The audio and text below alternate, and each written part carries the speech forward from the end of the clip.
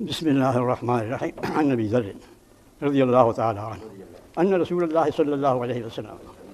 قال: ليس من نفس ابن آدم إلا عليها صدقة في كل يوم طلعت فيه الشمس. قيل: يا رسول الله، من أين لنا صدقة نتصدق بها؟ فقال: إن أبواب الخير لكثيرة، والتسبيح والتحميد والتكبير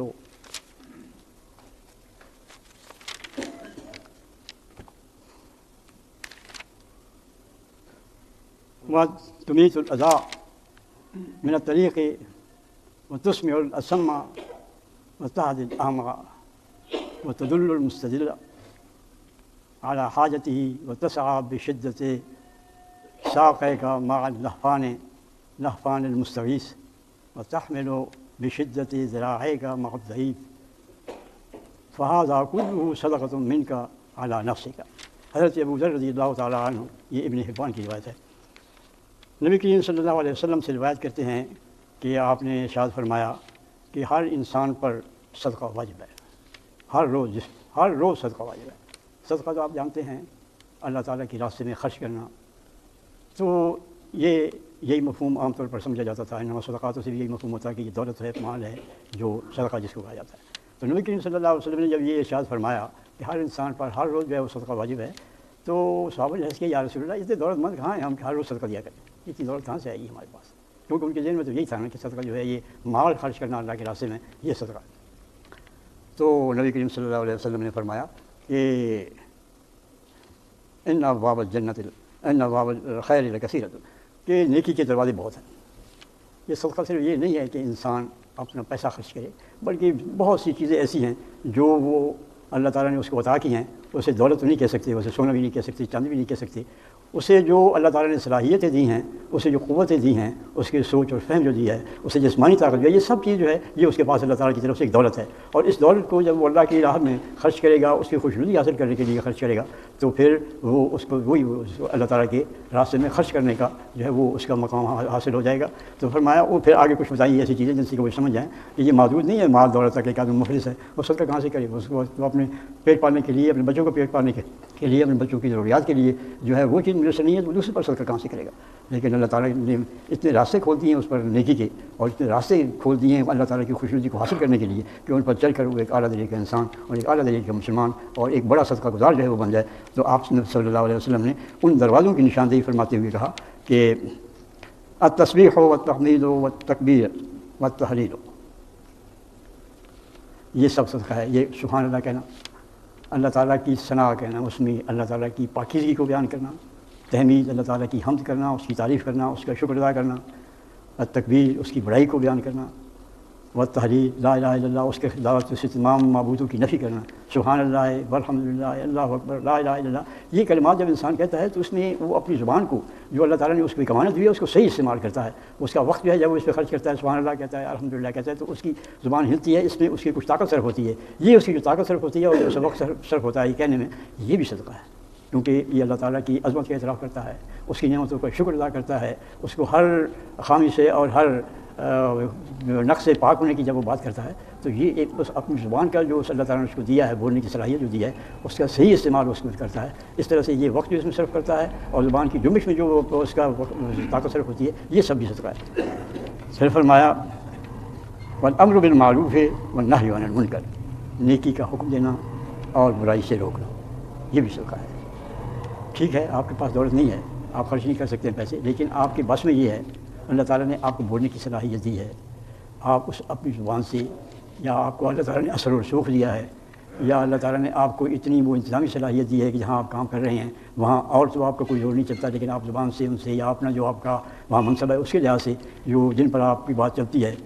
یا جو بات آپ کے سننے کے لیے تیار ہیں یا تیار نہیں ہیں، تو پھر بھی آپ اپنا فرض سمجھ کے ان کو برائی سے روکتے ہیں اور نیکی کا حکم دیتے ہیں، یہ بھی صدقہ ہے۔ یہ بھی اللہ تعالیٰ کے راستے میں خرچ کرنے کے برابر ہیں، کیونکہ عمل بالمعروف اور نہی عن المنکر میں صرف یہ نہیں ہے کہ لوگ سنتے ہیں، بعض اوقات اس میں مزاحمت کرتے ہیں، اور بعض اوقات پھر وہی جو نبی علیہ السلام کے ساتھ لوگوں کو ان کو جنون مجنون اور سائر کہتے رہے۔ ایک عام آدمی کا کیا ہے کہ دوسرے راستے پہ چلنے والا ایک آدمی کو جب آپ اس کی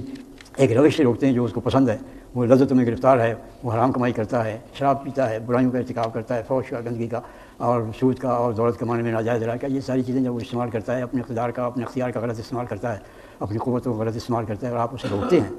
تو یہ جو ہے یہ بھی صدقہ ہے، کیونکہ آپ نے ایک تو اپنی زبان کو استعمال کیا، اپنے وقت کو استعمال کیا، دوسرا آپ نے رزق لیا، اس کے رد عمل کا پتہ نہیں اس کا رد عمل آگے کیا ہے، وہ سختی کا ہے، وہ ماننے کا ہے یا نہیں ماننے کا ہے، لیکن آپ نے اپنا وقت صرف کر کے، اپنی ہمت کو صرف کر کے، اپنی توانائی کو صرف کر کے جو اس کو نیکی کا حکم دینے میں اور برائی سے روکنے میں جو کچھ اپنی صلاحیت اور اپنی قوت کو صرف کیا، یہ بھی صدقہ ہے۔ وہ تمہیں تو لدا من الطریق، راستے میں اگر کوئی چیز ایسی پڑی ہے جس سے راہ چلنے والوں کو تکلیف ہوتی ہے،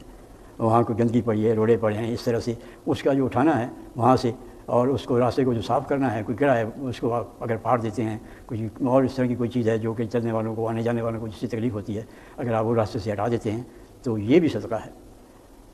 پھر فرمایا وَتُسْمِعُ الْأَصَمَّ، ایک آدمی بیچارہ وہ اس کو سنائی نہیں دیتا، اب اس کو سنائی نہیں دیتا تو وہ کئی مصیبتوں میں گرفتار ہو سکتا ہے، کوئی گاڑیاں آ رہی ہیں پیچھے سے، وہ اس کو سمجھ میں نہیں آتی ہے، وہ اس کو آپ اس کو